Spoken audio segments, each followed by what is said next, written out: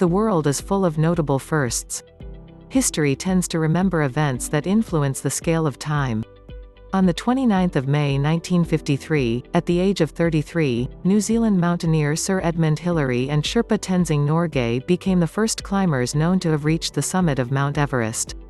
On the 16th of July 1945, the United States Army conducted the first nuclear weapons test of an atomic bomb, named Trinity. The bomb was exploded in the Jornada del Muerto Desert, about 35 miles, 56 kilometers, southeast of Socorro, New Mexico. In 1872, the world's first international football match was played in Glasgow between Scotland and England, which ended in a 0-0 draw. In 1930, the first FIFA World Cup was won by the host nation, Uruguay. In 1973, Secretariat became the first racehorse to finish the Kentucky Derby in less than 2 minutes, a time that remains the best in Kentucky Derby history. The Maxim gun was the first self-powered machine gun, invented by the American-born British inventor Sir Hiram Maxim in 1884. As you can see, there are literally thousands of historical firsts across a wide range of topics. This article will focus on 10 that you haven't read before. I tried to select shocking events that are relevant to current world trends. 10 Joseph Valachi 27788133941 First person to expose the mafia. Joseph Valachi was born in East Harlem, New York City, on the 22nd of September 1904. His criminal career began with a small gang named the Minutemen. The gang was known for being able to carry out burglaries and escape in under a minute. In the early 1930s, Valachi was introduced to the Cosa Nostra and became a soldier in the Reina family, now known as the Lucchese family, during the height of the Castellamarese War. Valachi fought on the side of Salvatore Maranzano, who eventually defeated rival Joseph Masseria. After Maranzano was murdered in 1931, Valachi became a soldier in the Genovese family headed by Charles Lucky Luciano. In October 1963, Joseph Valachi became an informant for the FBI and testified that the mafia did exist. He was the first person to publicly acknowledge the mafia. Valachi's disclosures did not lead to the prosecution of crime leaders. However, he was able to provide many details on the organization's history, operations, and rituals. Valachi named members of major crime families and aided in several unsolved murders.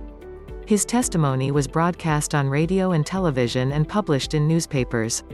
In the early 1960s, Joseph Valachi made the Cosa Nostra household name. Valachi's motivations for becoming an informant have been debated.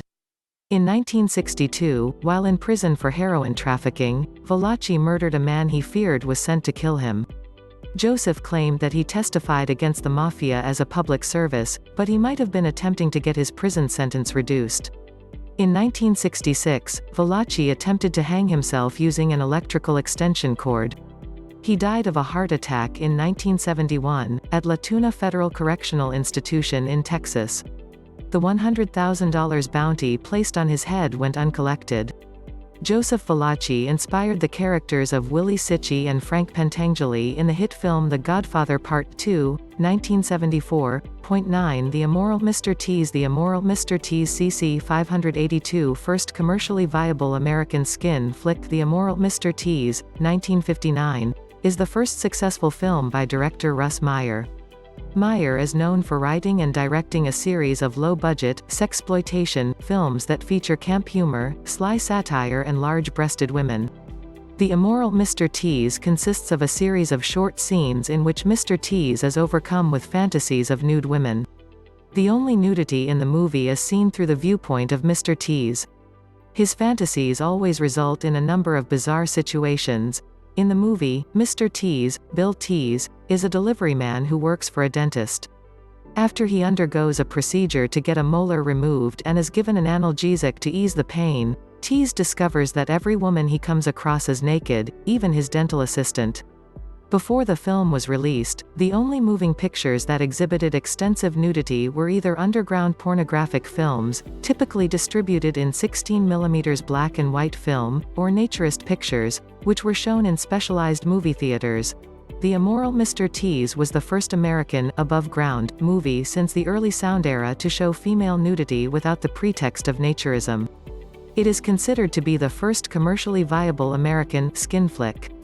Some consider it to be the first pornographic film. The movie spawned a wave of nudies that were produced for grindhouse theaters in the 1960s.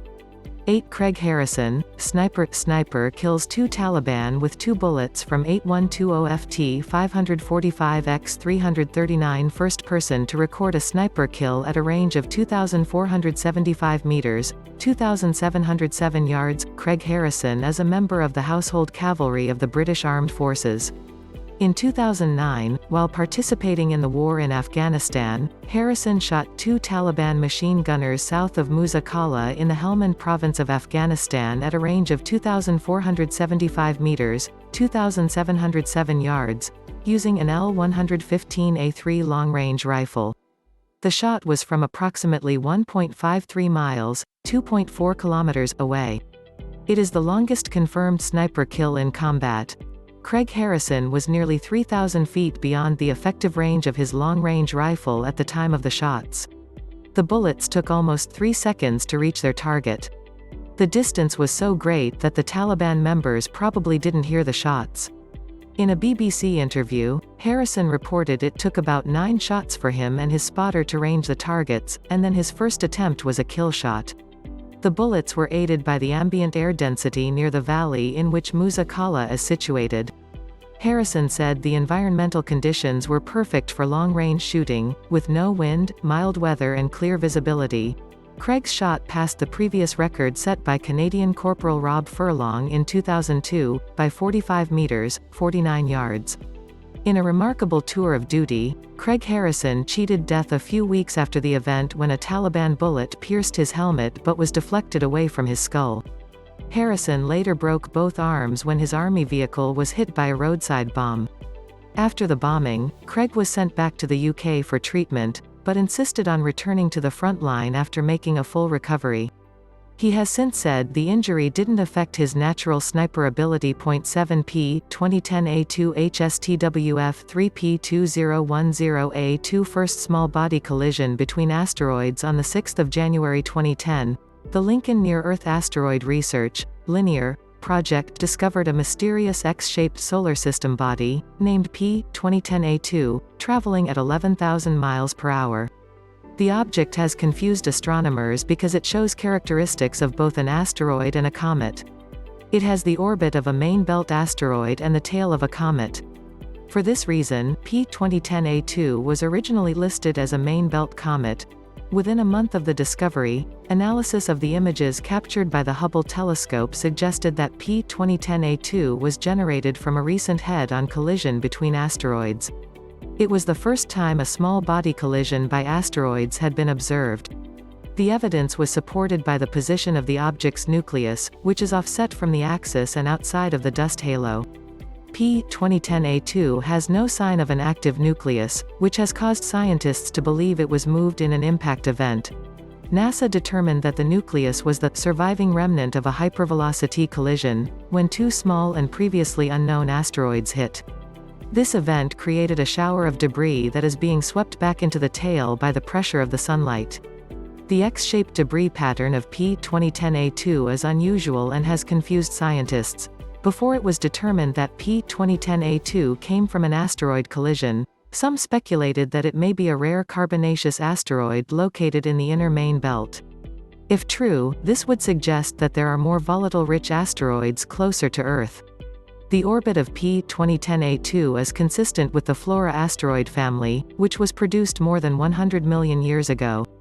The Flora family of asteroids may be the source of the KT impactor, which is the likely culprit in the extinction of the dinosaurs. The discovery of P2010A2 has spawned a collection of conspiracy theories regarding the collision hypothesis. 6 Pitchfork 280-798-595. A first person convicted of murder based on DNA fingerprinting evidence. On 21 November 1983, a 15-year-old girl named Linda Mann left her home in Narborough, Leicestershire, England, to visit a friend's house and never returned. The next morning, Linda was found raped and strangled on a deserted footpath known locally as the Black Pad. Using forensic science techniques available at the time, police linked a semen sample taken from her body to a person with type of blood and an enzyme profile that matched only 10% of males. With no other leads or evidence at the time, the case was left open. Just under 3 years later, on the 31st of July 1986, another 15-year-old girl from Enderby, also in Leicestershire, named Dawn Ashworth took a shortcut instead of her normal route home. 2 days later, her body was found in a wooded area near a footpath called 10-Pound Lane. She had been beaten, savagely raped, and strangled to death. The semen samples taken revealed that the perpetrator had the same blood type as Linda Mann's killer. The prime suspect was a local 17-year-old youth named Richard Buckland who revealed knowledge of Ashworth's body. Under interrogation, Buckland admitted to Dawn Ashworth's murder, but said he didn't kill Linda Mann. In 1986, Alec Jeffreys of the University of Leicester had recently developed DNA profiling along with Peter Gill and Dave Werrett of the Forensic Science Service, FSS. DNA profiling is used to assist in the identification of individuals by their DNA profiles. Using this technique, Jeffreys compared semen samples from both murders against a blood sample from Buckland, which conclusively proved that both girls were killed by the same man, but not Buckland. As a result, Richard Buckland became the first person to have his innocence established by DNA fingerprinting. There is no doubt that without the DNA evidence Buckland would have been sentenced for the murder of Dawn Ashworth. After the turn of events, the Leicestershire Constabulary undertook an investigation in which 5,000 local men were asked to volunteer blood or saliva samples. This took 6 months and no matches were found. Later, a man named Ian Kelly was heard bragging to his friends that he had obtained £200 for giving a sample while masquerading as his friend Colin Pitchfork, a local baker. On the 19th of September 1987, Pitchfork was arrested at his home in Haybarn Close, in the neighbouring village of Littlethorpe. His recorded fingerprint DNA sample matched the killer. Colin Pitchfork admitted to the 2 murders in addition to another incident of sexual assault. He is the first criminal convicted of murder based on DNA fingerprinting evidence and the first to be caught as a result of mass DNA screening. On the 14th of May 2009, Pitchfork's legal appeal was heard at the Royal Courts of Justice in London. He won a 2-year reduction in his original sentence of a minimum 30 years imprisonment. As a consequence, Pitchfork will now be eligible for release in 2016. The Lord Chief Justice Lord Judge stated, however, that he cannot be released unless and until the safety of the public is assured. For a child murderer, this should be never. 5 Tsutomu Yamaguchi Bomb. One first recognized survivor of the Hiroshima and Nagasaki atomic bombings during the final stages of World War II in 1945, the United States dropped 2 atomic bombs on the Japan cities of Hiroshima and Nagasaki. The first landed on the 6th of August 1945, and the second on the 9th of August. These 2 events are the only use of nuclear weapons in war to date. Within the first 2 to 4 months of the bombings, the acute effects killed 90,000 to 166,000 people in Hiroshima and 60,000 to 80,000 in Nagasaki. Tsutomu Yamaguchi was a Japanese national who survived both the Hiroshima and Nagasaki atomic bombings. It should be noted that at least 160 people are known to have been affected by both bombings, but Yamaguchi is the only person to have been officially recognized by the government of Japan as surviving both explosions. In 1945, he was a resident of Nagasaki, and in Hiroshima on business for his employer Mitsubishi Heavy Industries when the city was bombed at 8:15 a.m. on August 6. When the bomb went off, Yamaguchi was approximately 3 kilometers, 1.8 miles, away. Yamaguchi recalls seeing the bomber and 2 small parachutes, before there was a great flash in the sky, and I was blown over. The explosion ruptured his eardrums, blinded him temporarily, and left him with serious burns over the top half of his body. Yamaguchi did not receive treatment until he got back to Nagasaki the next day. Despite being heavily bandaged, Yamaguchi reported to work 3 days after the explosion. At 11 a.m. on August 9, he was describing the blast in Hiroshima when the American bomber Bockscar dropped the Fat Man atomic bomb on Nagasaki. Yamaguchi's location was again 3 kilometers, 1.8 miles, from ground zero, but this time he was unhurt by the blast. When the Japanese government officially recognized atomic bomb survivors as hibakusha in 1957, Yamaguchi was only identified as being present at Nagasaki. As he grew older, his opinions about the use of atomic weapons began to change. In his 80s, Yamaguchi wrote a book about his experiences and was invited to take part in a 2006 documentary about 165 double-A-bomb survivors. At first, he didn't feel the need to draw attention to his double survivor status. However, as he aged, Yamaguchi applied for double recognition. The application was accepted by the Japanese government in March 2009, making Yamaguchi the only person officially recognized as a survivor of both bombings. In 2009, Tsutomu Yamaguchi learned that he was dying of stomach cancer. He passed away on 4 January 2010 in Nagasaki at the age of 93. On the 22nd of December 2009, Canadian movie director James Cameron and author Charles Pellegrino met Yamaguchi while he was in a hospital in Nagasaki, and discussed the idea of making a film about nuclear weapons. Yamaguchi said, "I think it's Cameron's and Pellegrino's destiny to make a film about nuclear weapons." 4 Solar storm of 1859 Van House first observed solar flare. A coronal mass ejection, CME, is a massive burst of solar wind. They are often associated with other forms of solar activity, most notably solar flares. A solar flare is a sudden brightening observed over the Sun, which has been interpreted as a large release of energy. The flare ejects clouds of electrons, ions and atoms through the corona into space. These clouds typically reach the Earth a day or two after the event. Most ejections originate from active regions on the Sun's surface, such as sunspots. During the solar maximum, which is the time when the Sun shows the greatest amount of activity, the Sun produces about 3 CMEs every day, whereas near solar minimum there is about 1 CME every 5 days. The next solar maximum is predicted to occur sometime between January and May 2013. When a coronal mass ejection is directed towards the Earth, the wave of particles can create a geomagnetic storm that may disrupt the magnetosphere. The process can cause strong auroras around the Earth's magnetic poles, known as the northern and southern lights. Coronal mass ejections and solar flares can disrupt communication lines, radio transmissions, and cause damage to satellites and electrical transmission facilities, resulting in massive and long-lasting power outages on Earth. Humans in space or at high altitudes, in airplanes for example, risk exposure to intense radiation. The solar storm of 1859 occurred during solar cycle 10. It was the most powerful solar storm in recorded history. The largest flare, observed by Richard Christopher Carrington, became known as the Carrington superflare. On 1 September 1859, Carrington and Richard Hodgson, another English amateur astronomer, independently made the first published observations of a solar flare. It should be noted that Scottish physicist Balfour Stewart recorded a superflare on the evening of 28 August 1859, at the Kew Observatory, and presented his findings in a paper on 21 November 1861. Despite this fact, Richard Carrington has been given the designation of being the first to demonstrate the existence of solar flares. In 1859, the largest flare was caused by a coronal mass ejection directed toward Earth. The CME took only 18 hours to arrive. This is remarkable because such a journey normally takes 3 to 4 days. On the 1st to the 2nd of September 1859, the Earth experienced a huge geomagnetic storm.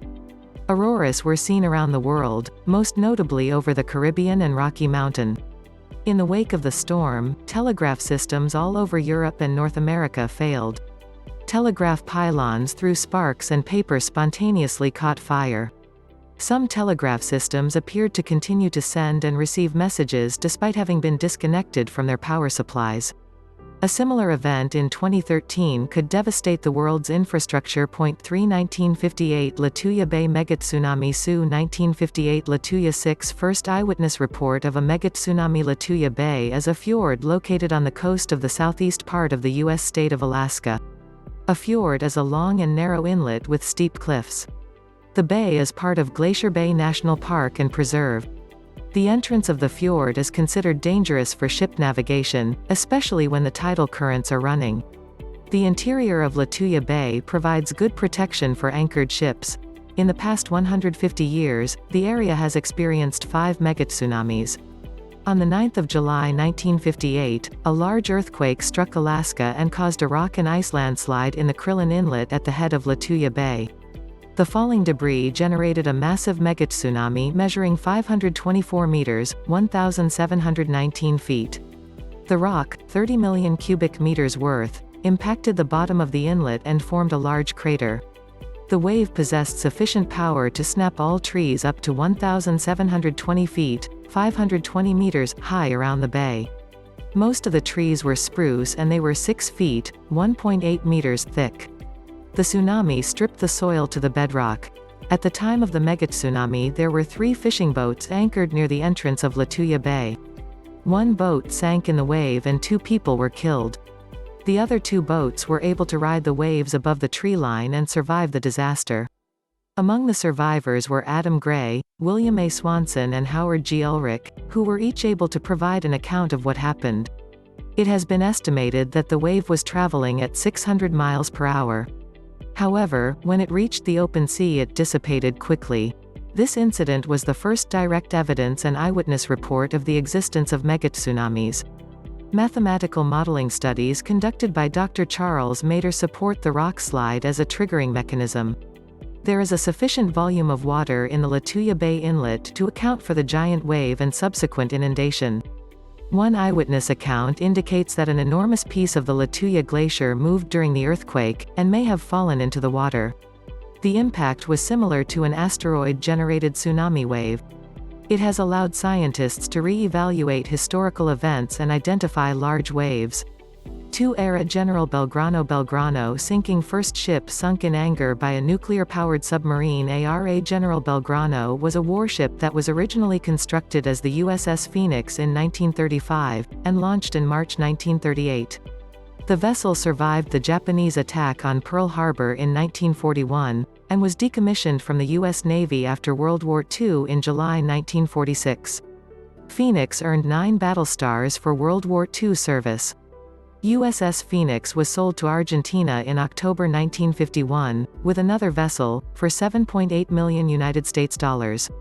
The ship was renamed General Belgrano after General Manuel Belgrano, who fought for Argentine independence from 1811 to 1819. The Belgrano was outfitted with the Sea-Cat anti-aircraft missile system, between 1967 and 1968. On 2 April 1982, military forces from Argentina mounted amphibious landings on the Falkland Islands. The event marked the beginning of the Falklands War between Argentina and the United Kingdom over the disputed Falkland Islands, South Georgia and the South Sandwich Islands. After Argentina landed on the Falkland Islands, Britain launched a naval task force to engage the Argentine Navy and Argentine Air Force, and retake the islands by amphibious assault. The conflict ended with Argentina surrendering on 14 June 1982. The islands remain under British control. The war lasted 74 days.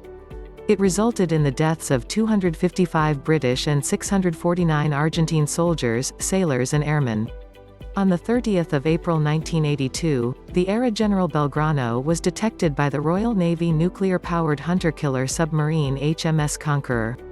The ship was located just outside the British declared total exclusion zone of 370 kilometers, 200 nautical miles radius from the islands.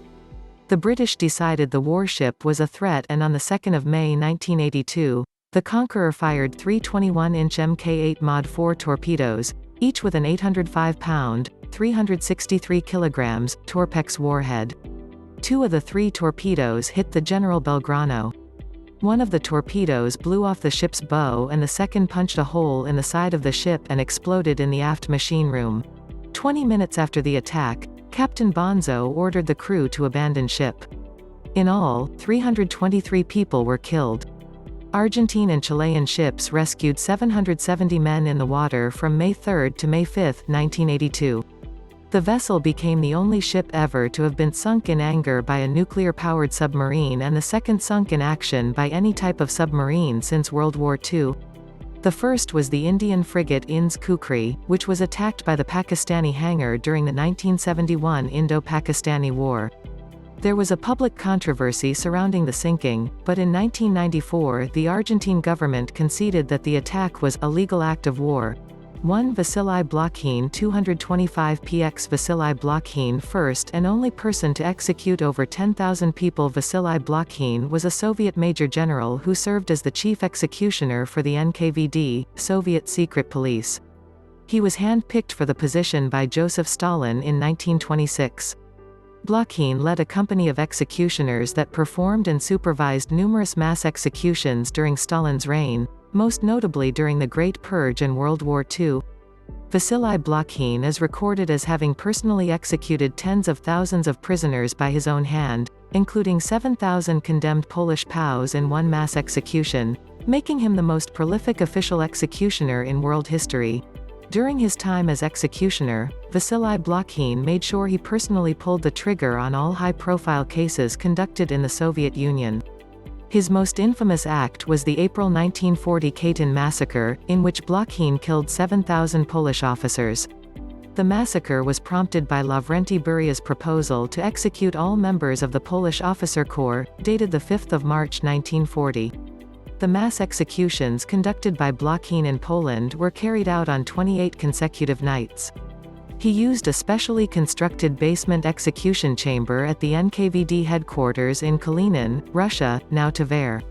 In April of 1940, Vasily Blokhin performed 300 executions per night. He engineered a deranged system in which the prisoners were individually led into a small chamber. The chamber was painted red and was known as the Leninist room. The room was specially designed with padded walls for soundproofing, a sloping concrete floor with a drain and hose, and a long wall for the prisoners to stand against. Vasily Blokhin was outfitted with a leather butcher's apron, cap, and shoulder-length gloves to protect his uniform. He had no procurator present and did not read any death sentences to the victims. Over and over again, Blokhin pushed the prisoner against the wall and shot him once in the base of the skull with a German Walther Model 2.25 ACP pistol. The use of a German pocket pistol, which was commonly carried by Nazi intelligence agents, provided plausible deniability of the executions if the bodies were discovered later. Blokhin had his men escort prisoners to the basement, confirm identification, and then remove the bodies and hose down the blood after each execution.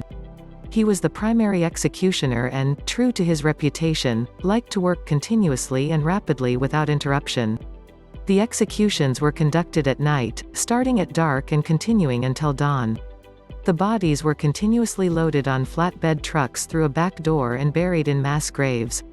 Vasily Blokhin worked without pause for 10 hours each night, executing an average of 1 prisoner every 3 minutes. The event is the most organized and protracted mass murders by a single individual on record. On the 27th of April 1940, Blokhin secretly received the Order of the Red Banner from Joseph Stalin. In 1955, Blokhin sank into alcoholism, went insane, and died, with the official cause being suicide. In 1943, the government of Nazi Germany announced the discovery of mass graves in the Katyn forest. The revelation led to the end of diplomatic relations between Moscow and the London-based Polish government in exile. The Soviet Union continued to deny responsibility for the massacres until 1990, when the government officially acknowledged and condemned the event.